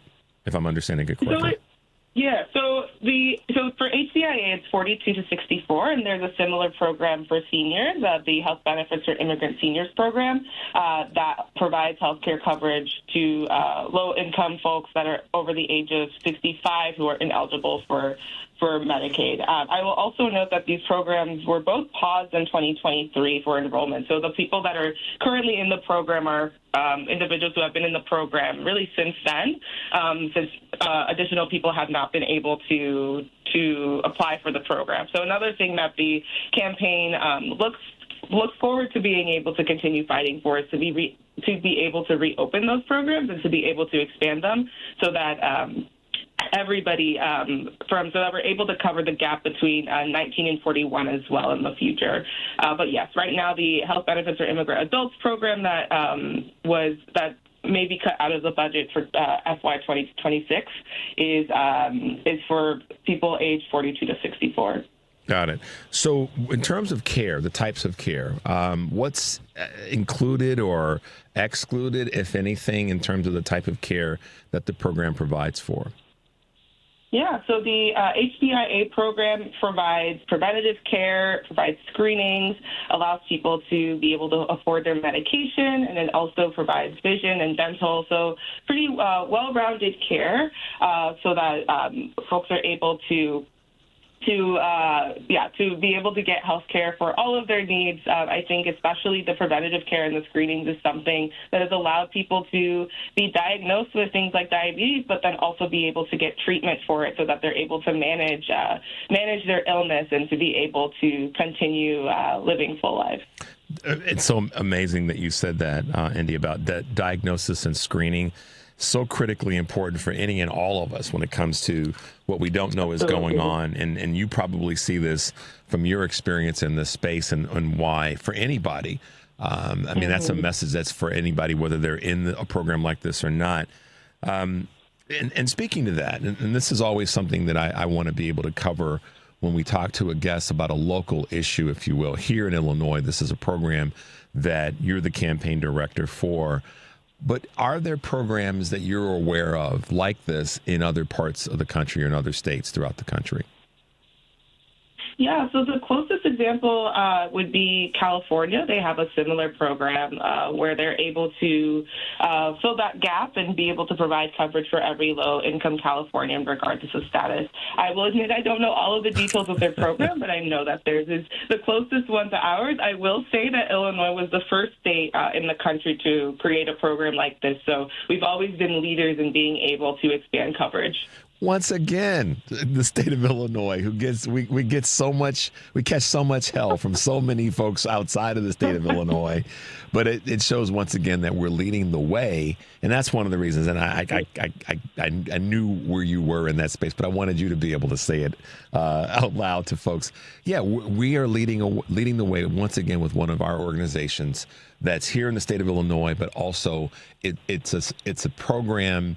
And it's an area that needs to be part of what other states are offering because, let's face it, the healthier of a population that we have and the reduction in gaps of medical coverage that we have, the better the society that we're going to have overall, which is why I was saying what I said earlier about the more our youth and our children have things to do and that are active, the better they're going to turn out. And the same thought process applies to Healthy Illinois campaign. What's your staff like? What are your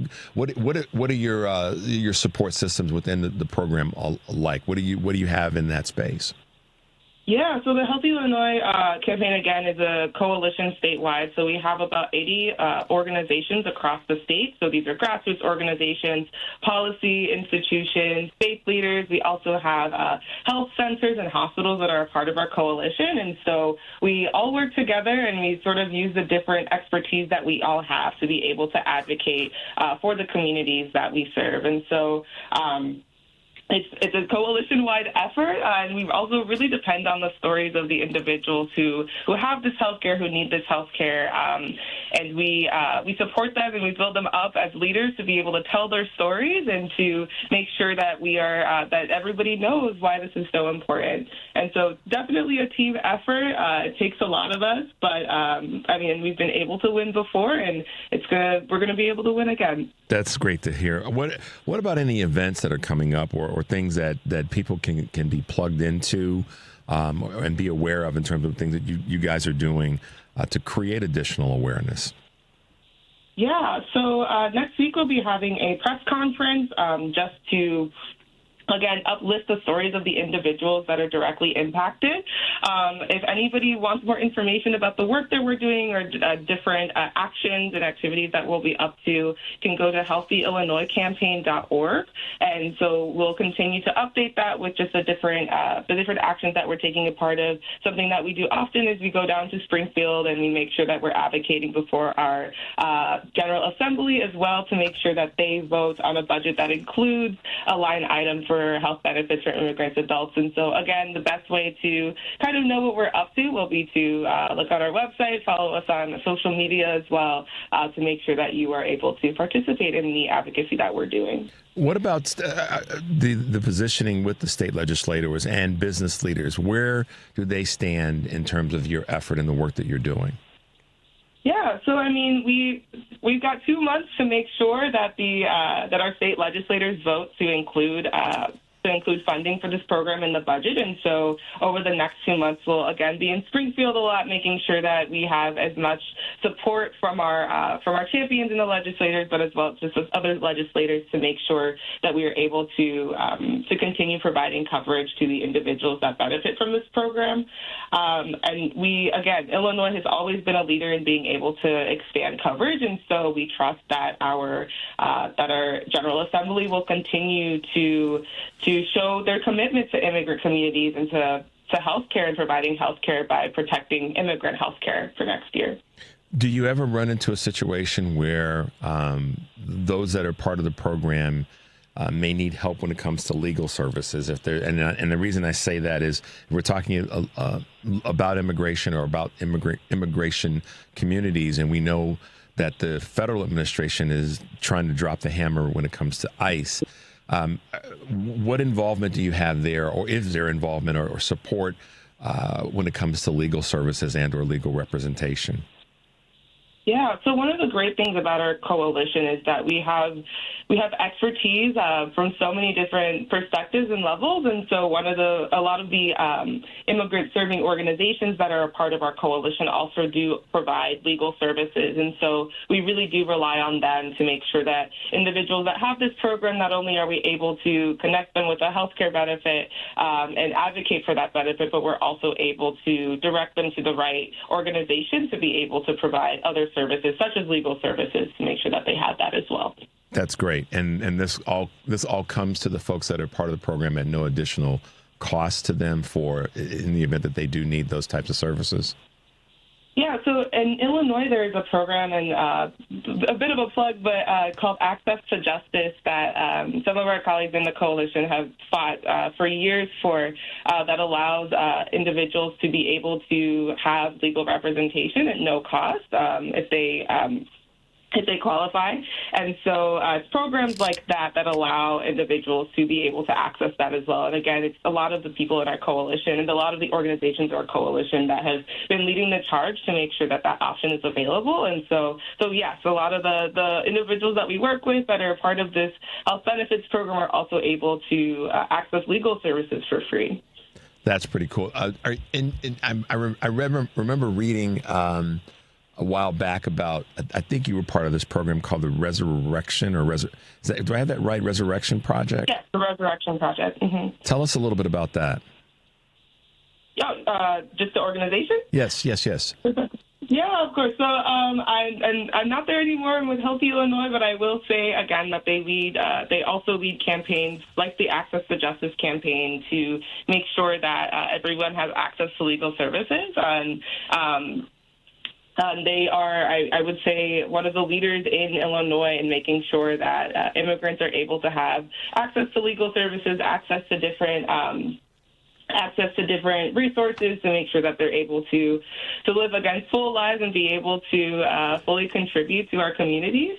And so definitely look to them as leaders in this space, and they're also a very active part of the Healthy Illinois Coalition. And we continue to be partners, and I'm really thankful that they are such a big part of the work that we do.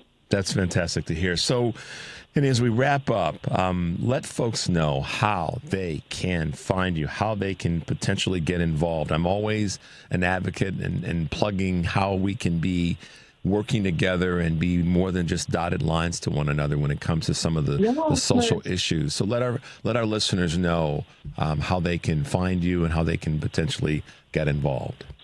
Yeah, of course. So again, you can visit our website, healthyillinoiscampaign.org, or follow us on Instagram. It's just Healthy Illinois. And especially on our Instagram and on our Facebook, you can see some of the stories that we're talking about today of people who depend on this healthcare. And so we encourage you to engage with us on social media as we're doing events, and we share information about those, to join us there. And then if we're able to, you might even be able to join us on a bus to Springfield in the future to advocate that so that this program can continue. That's fantastic. A bus to Springfield. Well, there's some folks that definitely want to participate in that. So, Indy, thanks again for being with us. We really appreciate you taking the time out and being able to share with us what your organization does and why it's so important to healthcare and health fitness for not only our for all of our communities, but specifically immigrant communities that don't have access to some of those programs. So thanks for being with us this morning. We appreciate it. We wish you more success. Thank you. And we'll try to have you back in the future. Does that sound okay? That sounds great. All right. Thanks so much for being with us. Have a great day today. Thank you. You too. Take care. All right. Bye-bye. Bye. All right, guys, there you go. We've had a ball of a show this morning, and really great to have our two guests on this morning. Check out what the folks are doing at the Healthy Illinois campaign director, Indy Almanord. And she's definitely leading the charge to make sure that, folks who are working and paying taxes have access to some medical care and treatment. And what she said earlier about prevention or early diagnosis and screening is critically important. So we applaud her and the work that they are getting done. We won't take a break because we're coming close to the end of the show today. But I will say that with regard to the next couple of days, I highly encourage that you reach out and give our good friend who'll be sitting in for me, Michelle Peltier, give her a few calls. Let her know that you're sending her some love and that you appreciate that she's here and in the fight and in the battle, because Michelle's a good one, and she's definitely going to be looking to bring you guys all the information and the things that she's going to be reporting on and covering over the next couple of days. And speaking of that, I'm going to kind of do a little bit of a rewind and recap of some of the things that we were talking about earlier. The Electoral College is a problem that has to be dealt with.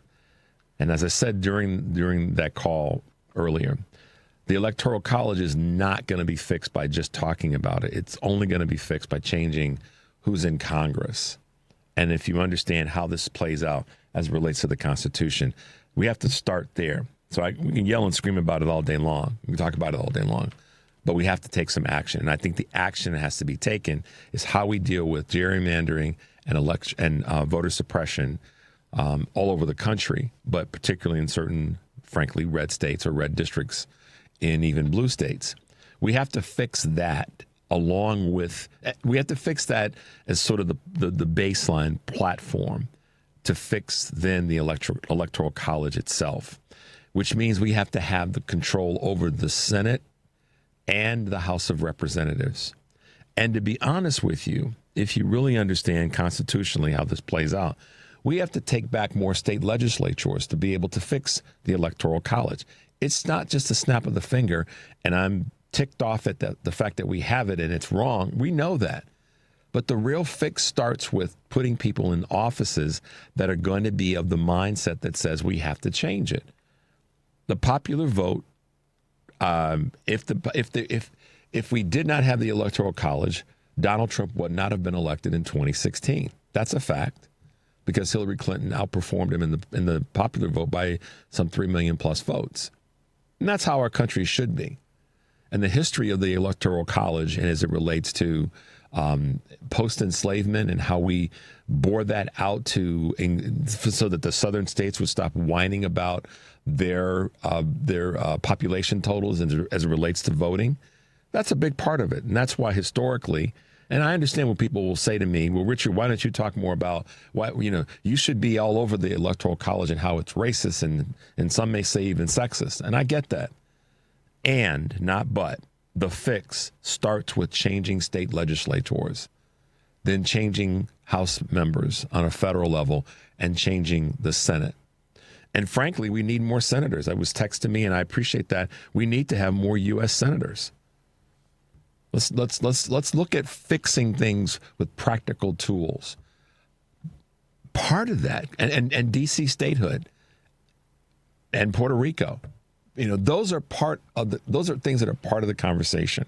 We can't just yell, at the moon about fixing the Electoral College. We have to look at the systematic tools that we have to change. And the number one is to get those 69 million plus people off the couch and voting in these upcoming elections. Because when they vote, when we show up, to use the phrase, we win. Now, I understand people are out there and they're saying, yeah, but the system's gamed and this election was rigged, and that I understand all of that. And people still have to get out and vote. And when we do, and we overrun the system that may be rigged or probably is rigged in some capacity, and certainly voter suppression is a big contributor to the rigging, then we fix that. We fix it not just in the short term, but in the long term, by having more people actively out voting and participating in the process. And some of that participation, guys, guess what? It's also known as, it's protesting.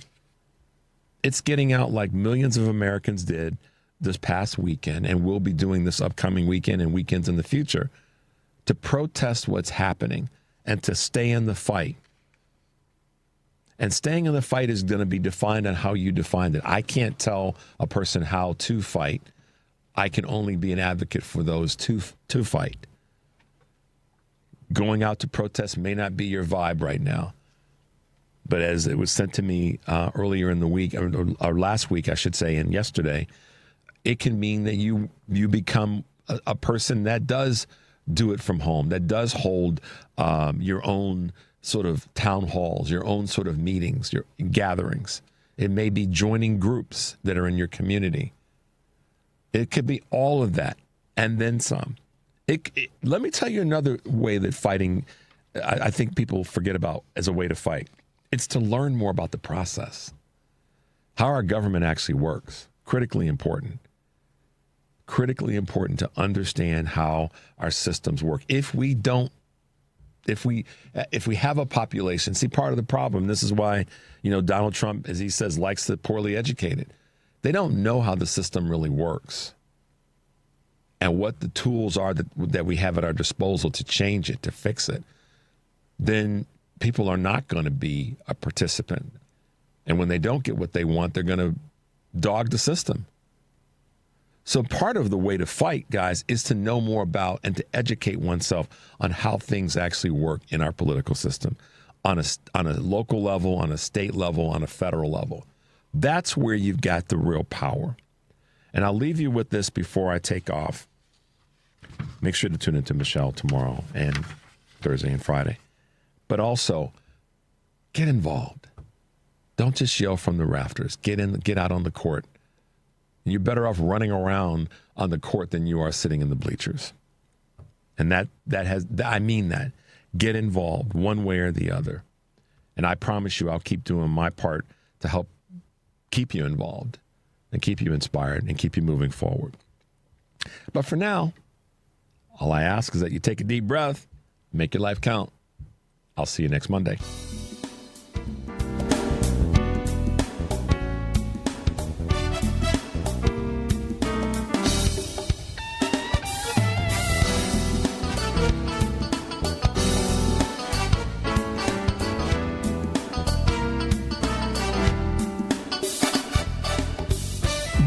To vent after you've left X and Meta? You can get a show on one of our radio stations. Call Mark at 773-792-1121. That's 773-792-1121. Limited space available. Springfest at Lowe's means can't miss savings for your home and lawn. Right now, buy 3 bags, get 3 free on Miracle-Gro 3/4 cubic foot all-purpose garden soil. Plus, buy 2, get 1 free on select exterior paint and stain via mail-in rebate. Lowe's, we help, you save. Valid through 4/16. Excludes Alaska and Hawaii. While supplies last, selection varies by location. See rebate form for complete list of eligible products. Offer excludes clearance and mist tints and can't be combined with any other offer, promotion, discount, or coupon. WCPT 20th Anniversary Replay 2021. Why are we even wrangling about the